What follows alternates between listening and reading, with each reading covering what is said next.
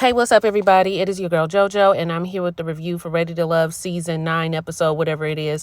I hope you guys are doing good today. I am doing well. So, I actually was not planning on reviewing the show. I have been sick for the last 4 or 5 days, and I feel like I'm just now getting back to normal.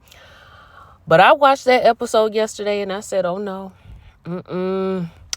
we gonna have to talk about this. If y'all hear me, break out into a fit of coughing, I'm so sorry.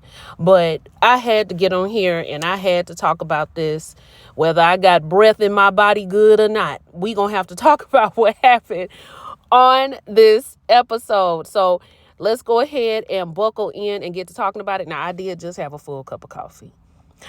That don't mean that I'm not gonna keep myself at the lower levels.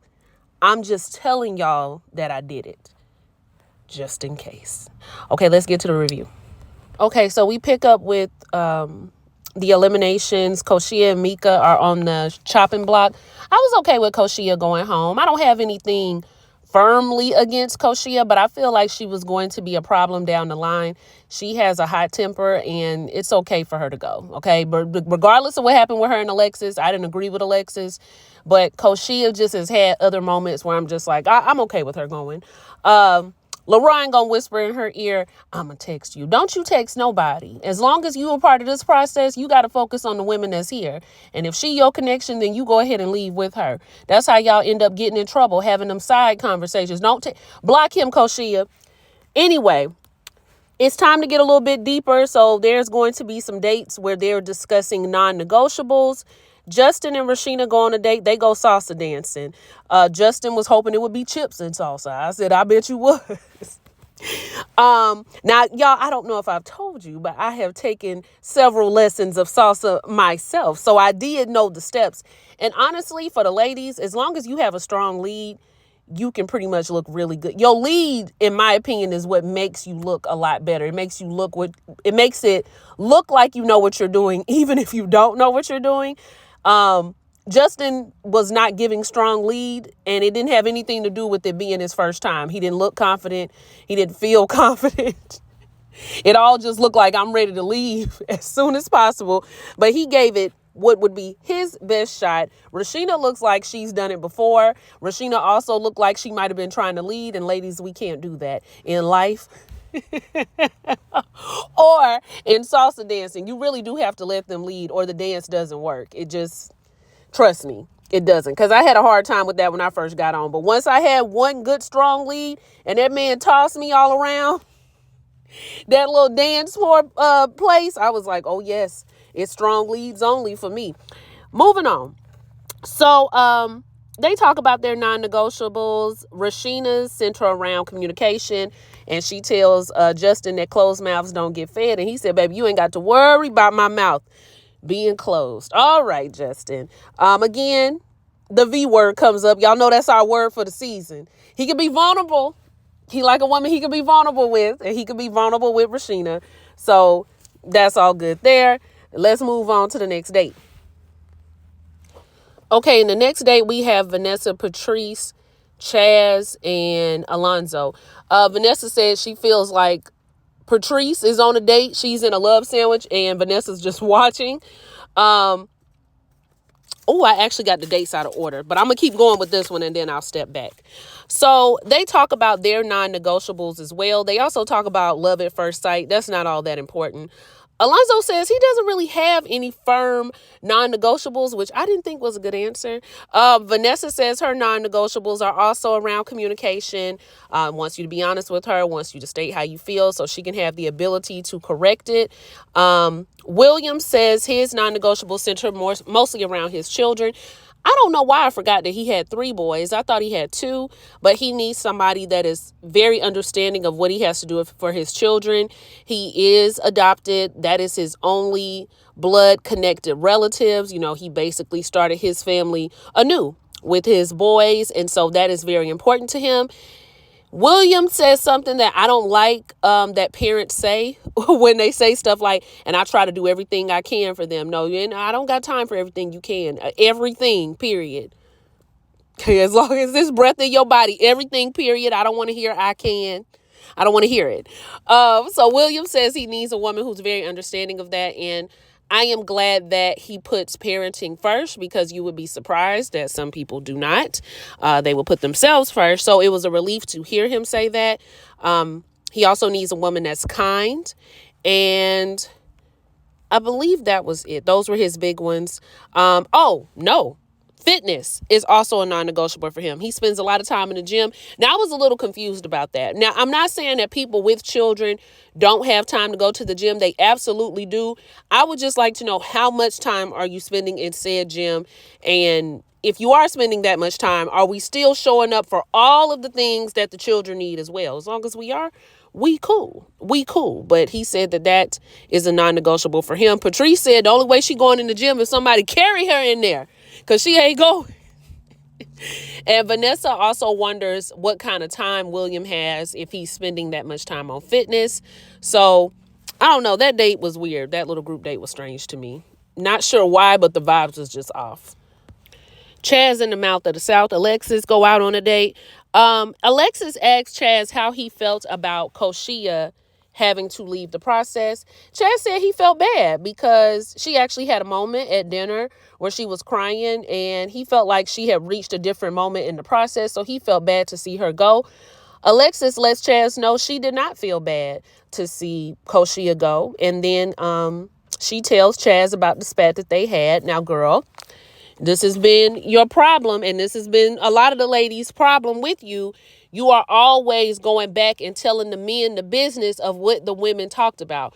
Really, your spat should not have been discussed with any of the men, because it can put a bad taste in their mouth. We don't get to see how much detail she went into, but she felt the need to let Chaz know. And Chaz was like, dang, you should let me know about that. You know, if you ever need some protection. And I was like, Chaz, who you protecting her from? Koshia, another woman? Because that's between two women. Unless she getting jumped, you need to stay out of it. But then they started talking about how she really likes a protector and all of these things. And she talks about how it seems Chaz has a lot of connections. This was prior to them meeting up for the date, and how she needs to try to kind of see where she stands with Chaz. When Chaz tells her, you're actually one of my connections as well, I consider you to be one of my connections, that didn't mean anything to me. I don't know if it meant anything to her, because everybody is Chaz's connection, almost everybody. Their non-negotiables for Chaz is cheating, and I actually forgot what Alexis's non-negotiable was. So either way, just know that they have a connection to each other. But who doesn't Chaz have a connection with? I actually realized one little part I forgot, but I'm not going to go back and edit it in. But William says that he had been texting Vanessa after their date and she wasn't responding, but it turns out he didn't have the number right. So, okay, whatever. Like I said, it's not really all that important. Mika and Dominique, they go on a date. Non-negotiables here for Mika, sense of humor. Non-negotiables for Dominique is she need to be able to know how to cook, because he likes to cook, and that's something that he wants in his woman, like to be able to help him in the kitchen and all of that. They discuss the kids thing again. In Dominique's eyes, he feels like he's kind of winning Mika over in that regard, because although she may not have been open to it in the past, the way that Mika's talking about it, it's almost like she's on the fence. Like if she hasn't met a man that makes her feel comfortable enough to do that again. And Dominique says she might be open to doing it again. I personally think Dominique should probably stick to women who really, really want to have children, or who don't have any children and want to start their family anew with him. I just don't think he should deal with women who have children and don't want to have any more, and then kind of wait for the possibility of them having them. Nor do I think that a woman who is firm on not wanting children or wanting more children should teeter-totter on that fence. I just don't think women should do that. I don't think women should have babies for men. Like, I'm having this baby because you don't have one.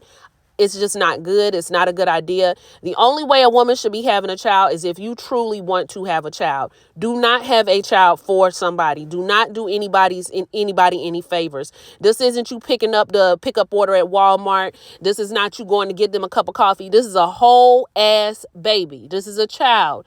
that you are going to have for many years. You do not want to have resentment towards that child because you had them for somebody else. Do not do it, ladies. Stay firm on your decision if you do not want to do it. Seriously, I don't care how safe you're feeling with old boy.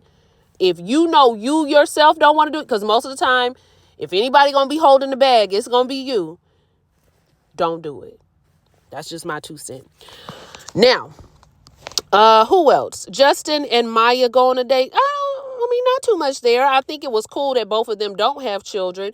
So if Justin wanted to have his own children, he has more of a possibility of doing that with somebody like Maya. Other than that, it was just a whole bunch of flirting and nothing that I continued to pay attention to. I actually kind of fast forwarded through the rest of them. I'm sorry. But he does consider Maya to be one of his connections. And I'm going to keep going. This date shouldn't have happened, but Jonathan and Will go on a body butter date with Rashina. They gonna make some body butter. I don't understand Rashina going out with them. She doesn't have a connection with either one of them. And I don't think, where we are in the process, I don't think anybody should be going on dates with anybody they're not connected to. Like, if y'all ain't connected by now, it's probably not going to happen. Although there are times where you get a late connection on Ready to Love. So maybe that's what they were trying to get at. I really don't know. So, they go on this body butter date and they start off with the chime, the sound bowl, so they can set an intention. Jonathan wished that bowl would get a little bit further away from him. I don't blame Jonathan. Like, it's just, I can get very deep, but when it comes to making body butter or something like that, I didn't need that. I didn't need all of that. Just tell me how to do it so we can get started. Rashina asks their non-negotiables. For Will, it is a relationship with God, and for her, it's trust. Okay, we're not going to have no side pieces or nothing like that. Jonathan says he ain't really trying to open up to somebody that's not really connected to him. So he just kind of gives an off-brand answer and he says a woman who smokes. I don't understand, Jonathan. Like, telling your non-negotiable, you can tell that to anybody. But he says that he don't want to just keep opening up to people. Okay, whatever. Y'all know vulnerability is the word here. Okay, cool. So after Jonathan leaves, okay, this body butter situation, it's just Will and Rashina. And Will the drill get to going on Rashina. He got questions, okay? He want to know, have you ever dated multiple men at one time? Okay, well, tell me this. I'm going to ask you a real question, and I don't want no politician answer. I said, Will. Hey, but she was holding it up. She says she has dated multiple men at one time 2 years ago. She was having a little hot girl summer. And listen, I always want to say, make sure that when you are talking to a man, you know what he means by dating. Because men and women do not look at that word the same. I had to learn that the hard way many years ago as a young lad. Because somebody went off on me and I was like, what? What are you talking about? Anyway, I ain't telling y'all my life story. So, moving on. She answered all of Will's questions. Who do you feel the least connected to? She says LaRon. And yeah, that's really it, y'all. Okay, let's get to the end of the show, because I know that's what y'all really want to talk about. I got all my notes. Y'all hear me in the background messing with these papers. So at the end, the ladies meet up and they discuss how their dates went. Alexis talks about how she almost got a kiss from Chaz, and Mika was like, that's your problem. You don't never know how to keep your business to yourself. I don't know why.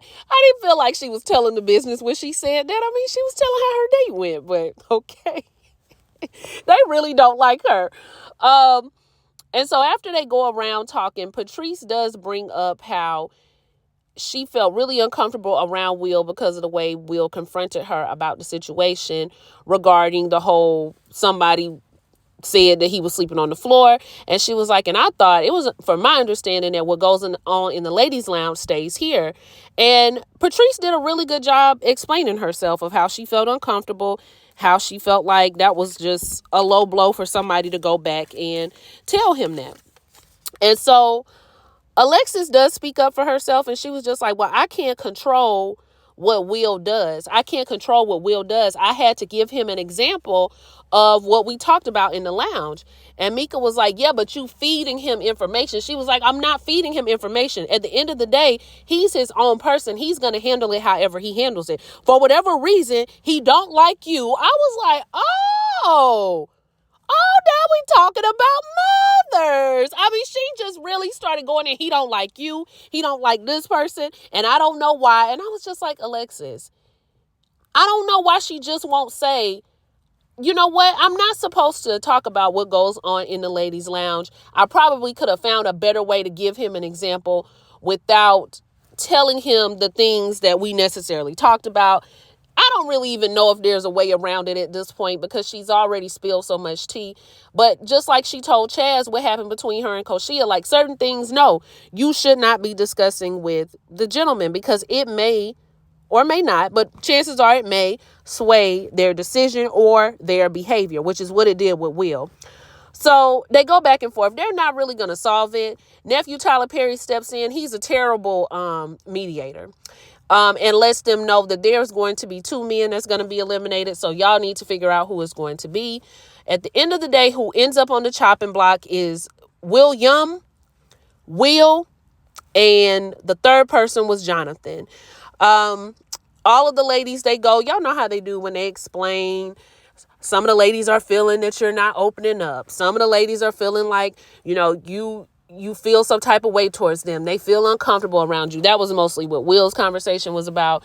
And then for William, I really don't remember what much of the problem was with William.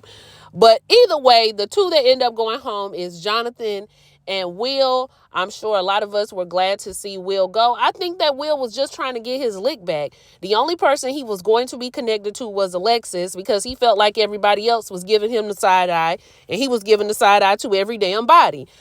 Jonathan only has certain persons that he's going to open up to. He already embarrassed himself with Alexis, who I think might have been his only connection. So it was going to be time for him to go as well. William, I think he's going to be okay. I think we're going to find out a little bit more about William as we go. But for right now, I understand why he was the safe one and why he ended up staying. But y'all can let me know what y'all thought about the episode. Alexis, girl, you not looking good. You obviously are a woman that can't have any type of bonding around other women. I'm not saying you got to be their friend, but at least during this process, don't go telling everybody else's business about what you guys discuss. You can't have more loyalty to the guys than you do to the women in the process because the guys, I don't know, it's like swimming with sharks to me, having loyalty to a random group of men. It really is, in my opinion. But y'all can let me know what y'all thought about the episode. I got to get back into work. I know this review wasn't that great, but like, comment, and subscribe. I'll see y'all for the next one. Bye.